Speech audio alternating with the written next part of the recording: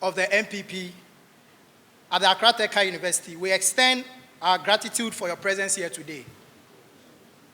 We gather not out of convenience, but out of necessity, driven by a collective frustration and deep concern over the direction of governance, accountability, and the future of Ghanaians. Our address today is rooted in facts, fueled by the lived realities of students and the youth, and anchored by our unwavering commitment to truth and national development.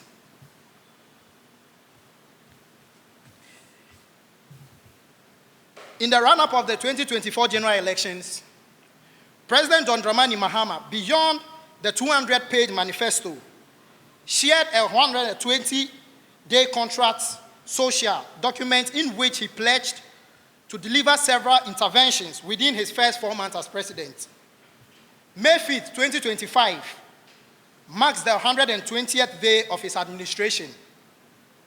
And as part of our promises projected, your first 120 days has been uninspiring, and we, the youth of the New Patriotic Party, believe the troubling matters are getting more. On the matter of democracy, the president is taking intended or unintended roots at the core of Ghana's democracy. These are some of the promises as part of the 26 promises made by the President Mahama, in which he hasn't fulfilled. Within the first 120 days in office, he said he will review taxes and levies on vehicle and equipment imported into the country for industrial and agricultural purposes. There was no mention of plans to implement such promises in the 2025 budget presented by the finance minister. I'll first start by the broken promises on free tuition, 1,100 students and persons living with disabilities. In a much publicized move, the government announced the allocation of 499.8 million Ghana cedis to support first-year students in public tertiary institutions under a no academic fee policy. This process was celebrated as a bold and progressive step, one that offers struggling families and vulnerable students a glimmer of hope amid rising living costs and economic pressure. For 1,100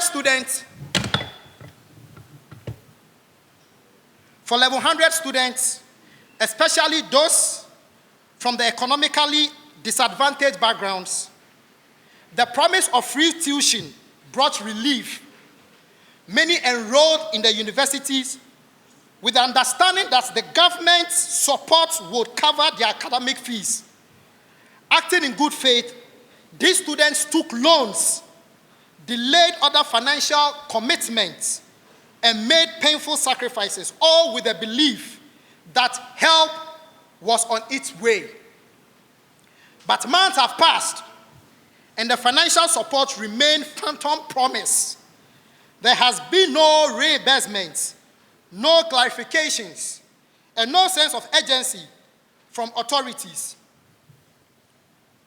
Students continue to face eviction threats, denial of access of academic resources, and in some cases, disqualification from writing exams due to unpaid fees. Even more disheartening is the government's unfulfilled promise to provide free tertiary education for persons living with disabilities. And this is one of the things that even sounds so sad. The president took such opportunity during his manifesto to move forward to even promise persons with disability. Such promises to people with disability clearly state how the president only thought about his political ambition to become president and never thought about the will of persons with disability, and that is why he even went ahead and more further to even promise those who are disabled, and that is wrong, Mr. President. This was not just a policy.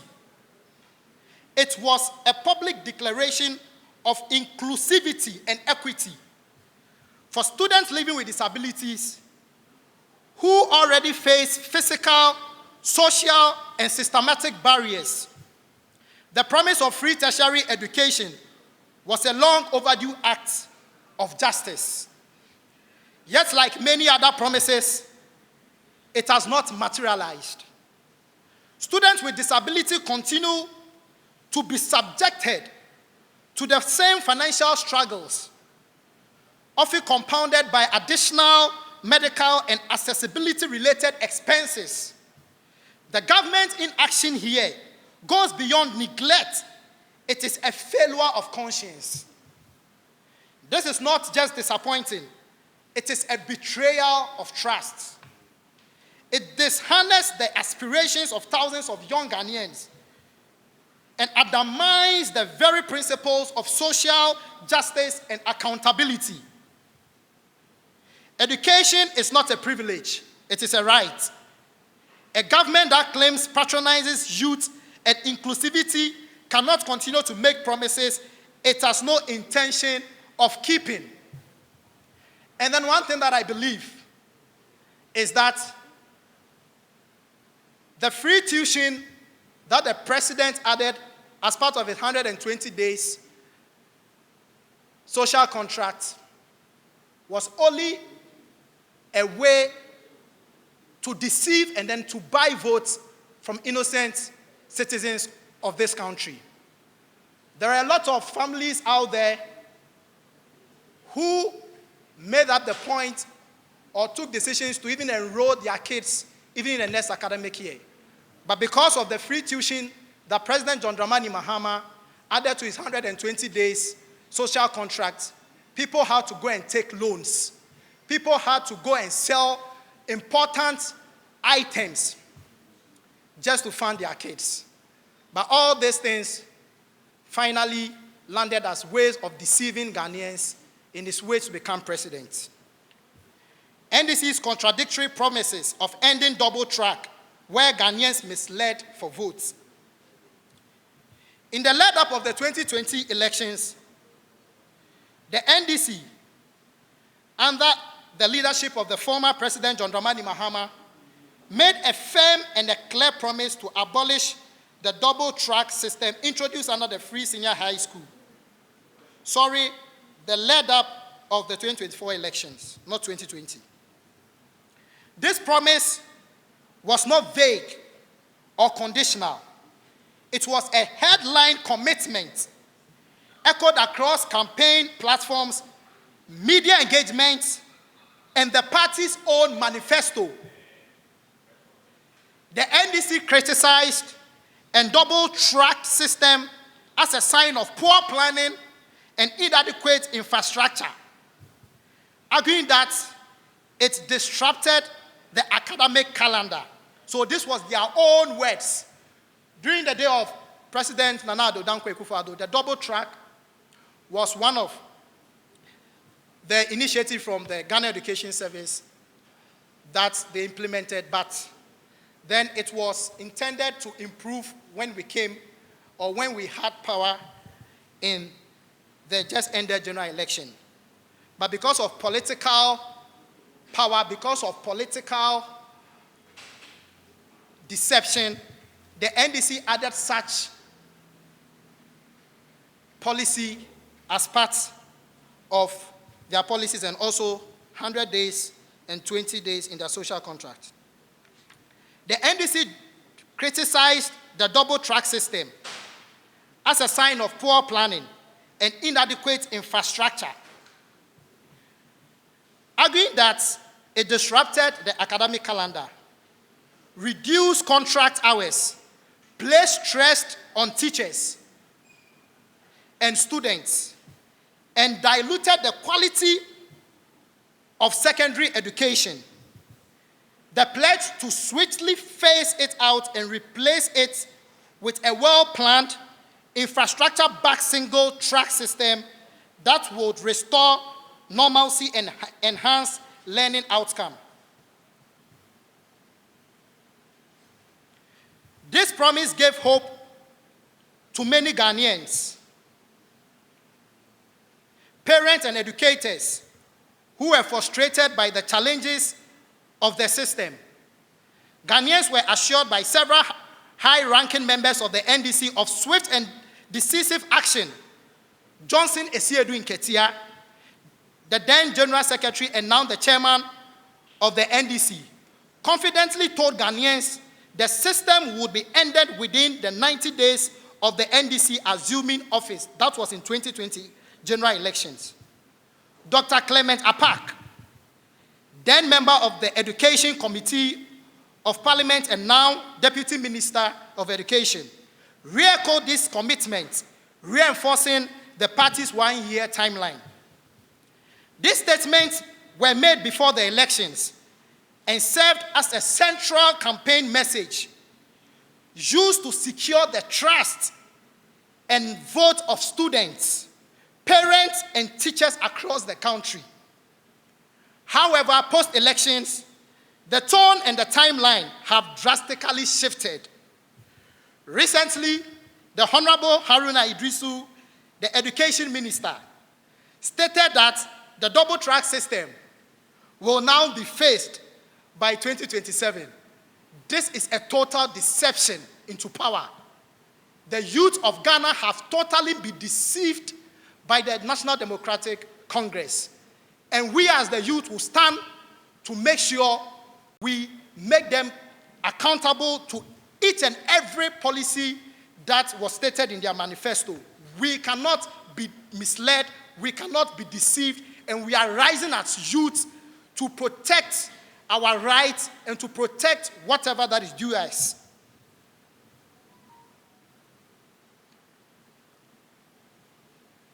This dramatic shift raises serious questions about credibility, transparency, political integrity.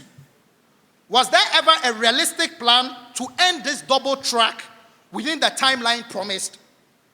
Or were these campaign messages crafted merely to exploit public frustration and to win votes? And this is what we've witnessed by the National Democratic Congress. We have been totally deceived. 120 days of deception, 120 days of sorrow, 120 days of full deception. And we, as TESCON ATU, are ready to rise and to make sure the National Democratic Congress is being held accountable. Doomso, how long must Ghanaians wait? Ghanaians were promised change, relief, and bold action, especially in the areas of education and infrastructure. Yet today we are confronted not only with broken promises on ending the double-track system, but also a resurgence of doomsday, an unrelenting power crisis that is crippling lives, businesses, and education across the country. Doomsday is back. The king of doomsday, John Dramani Mahama, is back, and it is hitting us hard. The erratic power cuts, now occurring frequently across all regions, have become a daily nightmare. These blackouts are not just an inconvenience.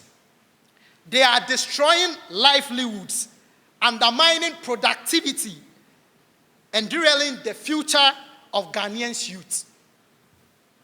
Students are unable to study effectively.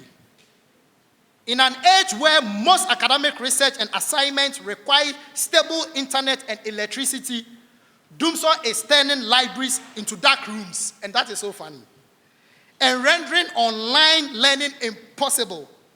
Students are preparing for exams, are forced to revise under candlelight or miss deadline due to system shutdown. Youth entrepreneurs and small business owners, especially those in digital services, saloons, cold stores, printing shops, and welding, are losing money, client opportunities. Generators are costly and income is shrinking. That is the effect of doomsday back under the administration of President John Dramani Mahama. And the youth of Ghana, TESCON ATU and TESCON at large, is rising to ask John Dramani Mahama to make sure doomsday is being taken care of.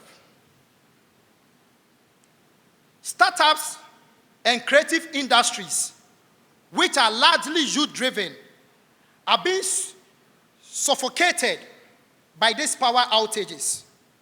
Content creators can't edit or upload their works. We have a lot of content creators and bloggers here because of doomsday. Whenever they come out to have a content and they are back home to edit stuff, doomsday just comes and then they are unable to proceed. And this is something that we need to look at. Content creators can't edit or upload work. Designers can't meet deadlines. Seamstresses can't operate machines. Doomsday is not just a technical problem. It's a youth unemployment accelerator. Hospitals and essential services are being affected too.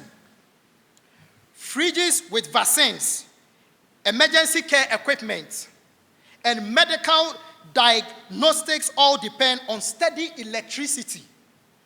When the lights go out, so does the safety of Ghanaians.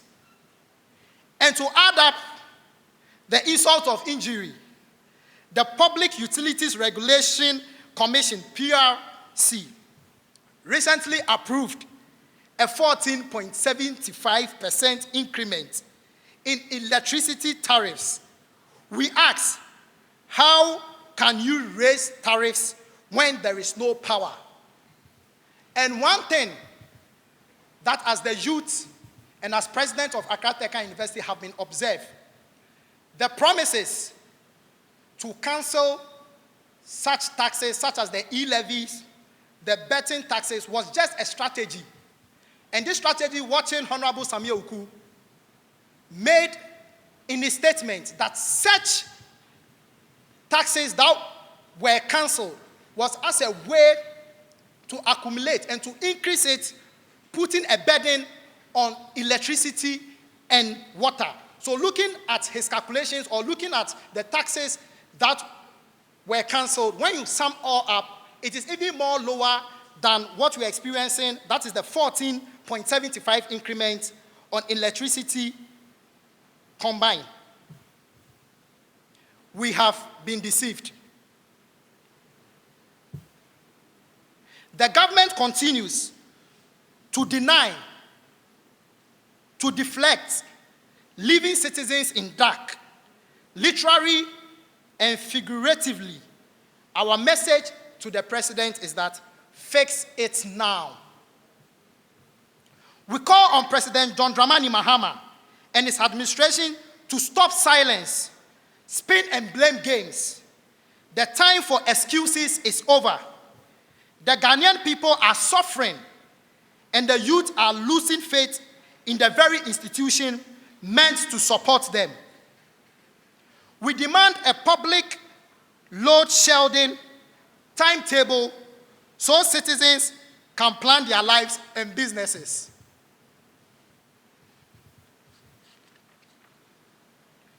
The 24-hour economy, a promise that missed its marks. The 24-hour economy policy was touted by the government as a transformative initiative that would propel Ghana into a new era of economic productivity and job creation. The narrative surrounding this policy suggested that by allowing businesses to operate around the clock, the country would generate employment opportunities, attract investment, and elevate Ghana's global standing. And we all know how the 24-hour economy was their main manifesto and their main policy that they wanted to initiate, giving the intention or giving the impression that they are the only government or they have the solution to employment. But what happened? There was a mass dismissal. A mass dismissal that hit the country. A mass dismissal that took a lot of people into sorrow. The president of the Republic of Ghana promised a 24-hour economy, promised the youth of Ghana, promised the whole nation, and because of that, people queued to vote for him. The 24-hour economy has just been a fallacy. The 24-hour economy is just a major deceptive and a major deception policy to gain public trust and to gain votes from ordinary Ghanaians. Dismissal, going contrary to promising a 24-hour economy that will create employment, and instead becoming a president, being sworn in office, a mass dismissal occurred. And we are telling the president, the youth that have been dismissed from their workplace are crying, are becoming jobless. And these same youths will go out there to engage in crime because he has taken away their main income from them. We are asking the president, John Dramani Mahama, to rethink about this decision and to give the youth back their employment. However, months since the swearing in of the president, the policy remains unlaunched, and the policy document is nowhere to be seen. What was once presented as a critical plan to modernize Ghana's economy is now nothing more than a distant hope, shrouded in confusion and lack of clarity. In the meantime, the hope of job creation through this initiative has turned into disappointment. Rather than witnessing an expansion of employment, many Ghanaians have been faced with mass layoff, particularly in the public sector. These cuts have directly impacted thousands of public workers, leaving them without income, security, and job prospects. The 24-hour economy was supposed to be a beacon of progress, offering expanded opportunities for the youth, entrepreneurs, and industries, particularly in sectors like manufacturing, services, and retail. Yet, despite the grand promise, there has no clear strategy. Strategy, yamutu, strategy, ewu. There is no clear strategy. There is nothing even like the 24-hour economy. Until now, a clear plan has not even been initiated. A clear plan has not even been brought forward to Parliament. And this is sad. And the youth of Ghanaian rising up to demand accountability in respect to the 24-hour economy from the President, John Dramani Mahama. While we understand that policy implementation takes time, the lack of action and transparency regarding the 24-hour economy initiative has both alarming and disappointing. What was supposed to be a well-thought-out plan is now simply a vague concept that fails to materialize. Worse still,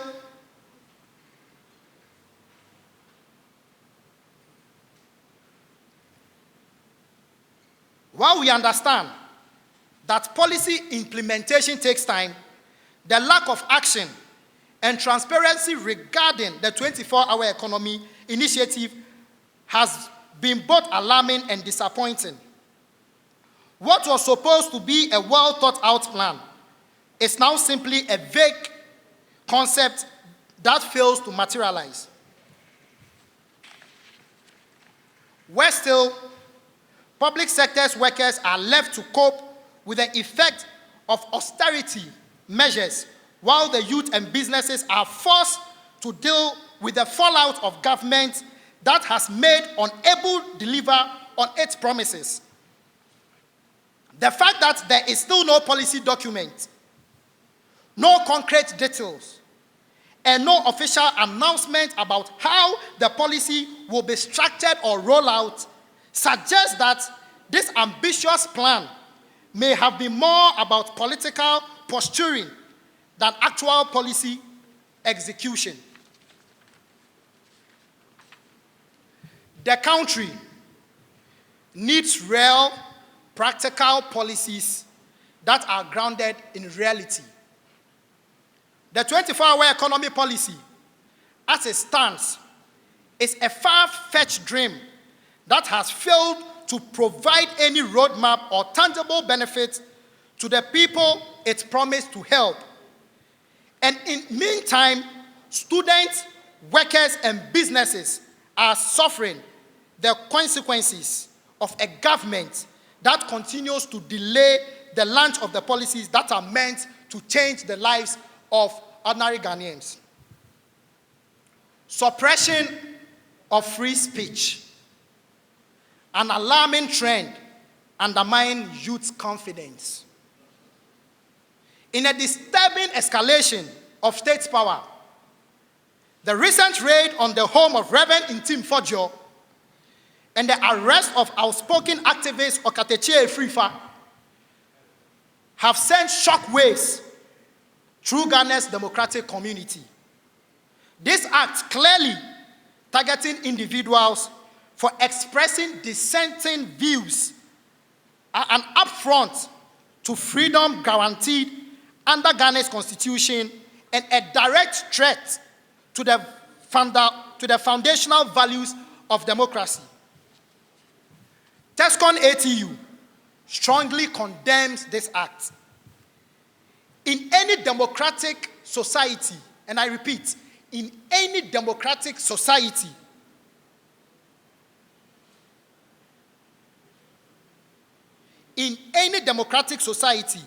free speech, dissent, and whistleblowing are not crimes.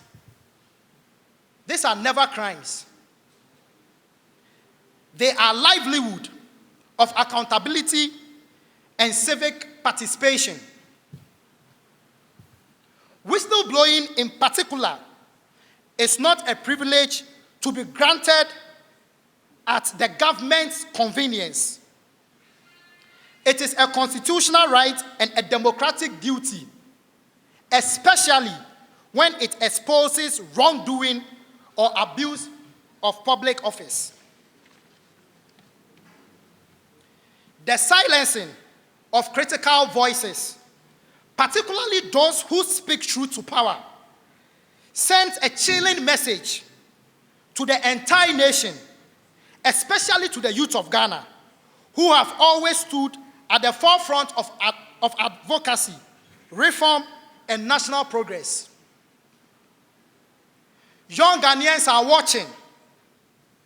We are witnessing a political climate where freedom of expression is increasingly criminalized and boldness is punished instead of reward.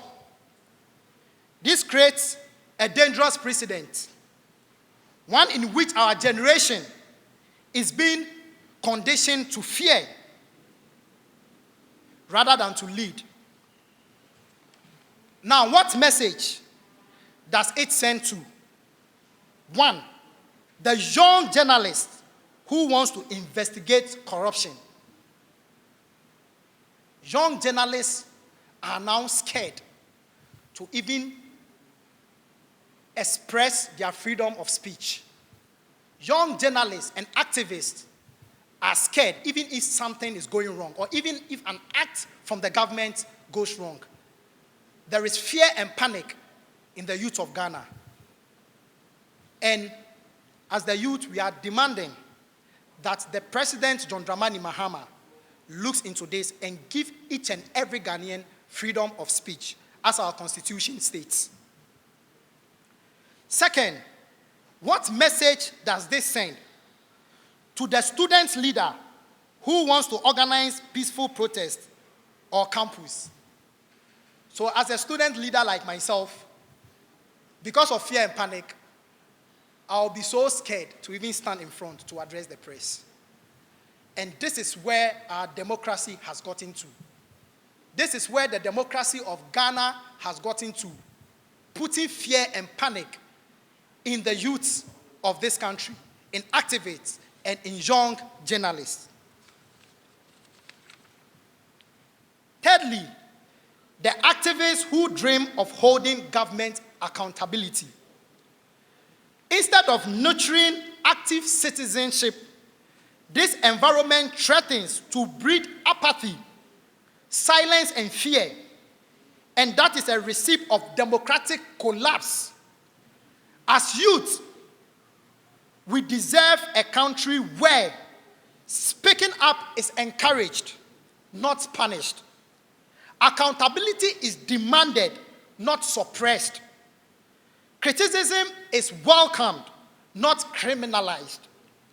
But the current administration, under the leadership of His Excellency John Dramani Mahama, is beginning to exhibit signs of authoritarianism, cloaked in democratic rhetoric. By remaining silent, or worse, complicit in the face of these abuses, the government risks losing the moral authority it claims to uphold. Unfulfilled Galamsey promises, a national crisis betraying the youth of this country. During the 2024 election campaign, President John Dramani Mahama and the National Democratic Congress vowed to wage a decisive and intelligent war against illegal mining, popularly known as Galamsey. Their promises struck a chord of Ghanaians, especially mining-affected communities, where polluted rivers, destroyed farmlands, and collapsing ecosystems have become a daily reality. Yet 4 months into the administration, the silence and inaction to speak louder than any promise on the campaign trail, let us be clear, is worse than ever. The NDC promised to deploy artificial intelligence, AI, monitoring systems that detect and track illegal mining activities in real time. No such system have been deployed. To arrest the kingpins, the financiers, and the political backers of Galamsey, not the desperate young workers at the bottom of the chain. Yet the big players remain untouchable, while poor youths are criminalized. To repeal legislative instrument LI 2462, which permits mining in our forest reserve, but today, the bill is in Parliament to be rather amended. So the legislative instrument, which is the LI 2462, is currently in Parliament, which is even about to be amended. President John Dramani Mahama, you promised in 120 days to find solutions to Galamsey. The youth of this country, TESCON ATU, and TESCON as a whole, and the youth wing of the New Patriotic Party is demanding that action needs to be taken as soon as possible. Galamsey needs to be stopped, and the kingpins of the National Democratic Congress need to be arrested and need to be dealt with accordingly. To declare a national state of emergency in areas most affected by illegal miners, acknowledging the crisis as an environmental and human disaster. No such emergency has been declared. Instead, what are we seeing is businesses as usual. While the rivers run creamy with chemicals, while our forests are reduced to wastelands, and while young people are left to no land to farm. The clean water, drink, and no future is inherent. Let us be clear. The failure to act on Galamsey is not just environmental negligence. It is a direct attack on the youth development and intergenerational equity. Youth in mining communities are exposed to toxic mercury and cyanide, leading to a long-term health issues, including birth defects, respiratory diseases, and neurological damages.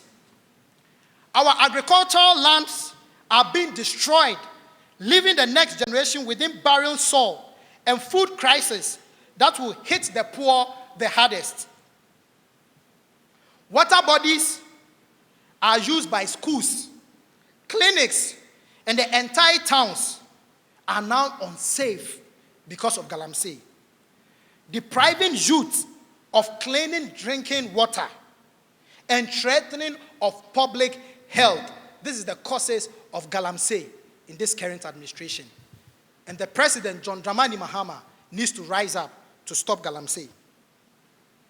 Fellow Ghanaians, the time for silence is over. The time for excuses has long passed. The NDC must understand that the people of Ghana did not vote for promises. They voted for protection, for prosperity, and for a future. We, the youth of Ghana, students, workers, and entrepreneurs, are no longer willing to be spectators, and we are not going to be spectators. As the youth wing of the new Patriotic Party and TESCON at large, we are not going to be spectators. We are going to hold the government accountable. We demand accountability. We demand action, and we demand it now. We call on President John Dramani Mahama and his administration to immediately, and I read, we call on President John Dramani Mahama and his administration to immediately fulfill all promises made to students, including the no academic fee policy for level 100 students and free tertiary education for persons living with disability.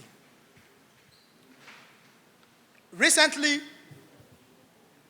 there was a communique out there that level 100 students, to fill a portal, they should go into the portal and then fill their names so that the money can be reimbursed to them.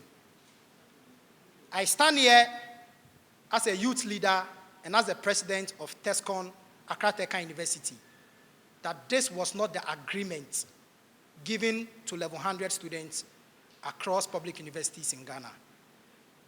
The president has to act swiftly. The president should stop mind games. The president should just go straight to the point. If level 100s are not going to receive a refund of their fees, it should go straight to them. And the mind games of filling portals is not something that would be bought by the youth of this country.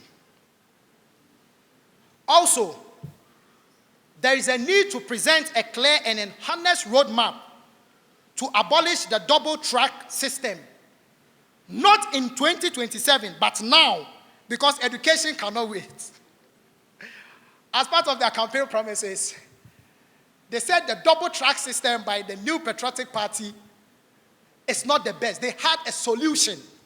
They had a solution to the double-track system, which is the gold and the green. They had a solution to whatever double-track system has got to do with. But now the Honorable Henry Idusu, the education minister, is now promising that the double-track system will be cancelled in 2027. President John Dramani Mahama and the education minister, this is the time to end double-track system as said in your manifesto and as part of your 120 days social contract to the youth of Ghana. There should be a published load shedding timetable fix the power crisis, which is DUMSO, with urgency, and to stop the deception. Withdraw the 14.75% electricity tariff increase until stable supply is guaranteed. There is DUMSO strike in our nation, and you further go on to increase electricity tariffs by 14.75%. President John Dramani Mahama, you promised us Canaan. You promised us a land with milk and honey. Now what are we experiencing? We are experiencing sorrow. We are experiencing deception. We are experiencing lies. We are experiencing all sorts of calamities in this country. And all this was as a result to deceive the ordinary Ghanaian, to get votes and to win political power and to become the president. We as the youth of Ghana, we as TESCON ATU, we as TESCON as part of the youth wing of the New Patriotic Party, we are standing and we are asking that the electricity tariff, as far as DUMSO has struck the city, the 14.75 electricity tariff increment until stable supply is guaranteed. It is both unjust and unacceptable to pay more for less. Ghanaians deserve transparency and light, not darkness and propaganda. So imagine a woman who has a cold store business, struck with DUMSO day in, day out. And on top of that, there had been an increment of 14.75% on electricity tariff. You cancelled the e-levy, you cancelled betting tax, and you did all this just to please Ghanaians. If the president really meant to cancel all these taxes, which is the e-levy and the betting tax, 14.75 increment on electricity tariff shouldn't have even occurred. It shouldn't have even crossed their mind to increase it as a sad higher. We are demanding accountability. We are asking the President John Dramani Mahama that 14.75 electricity tariff increment is a no-no, and as such, it needs to be reduced. He should declare a national state of emergency in the most affected districts to mobilize resources and a fast-track environmental rehabilitation and implement the other policies he promised to roll out to fight galamsey. He should launch the 24-hour economy, the mighty 24-hour economy. The policy that was about to bring milk and honey, the policy that was about to bring a second Canaan to this country. This policy is a policy that will create more employment for the youth of Ghana. So the youth is demanding an immediate launch of the 24-hour economy with a policy document.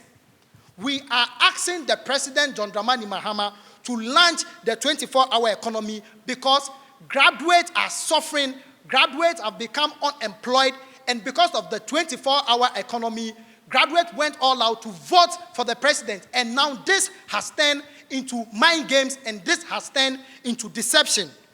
Ghanaians are asking for a policy document, a timetable, and a real engagement, not empty slogans.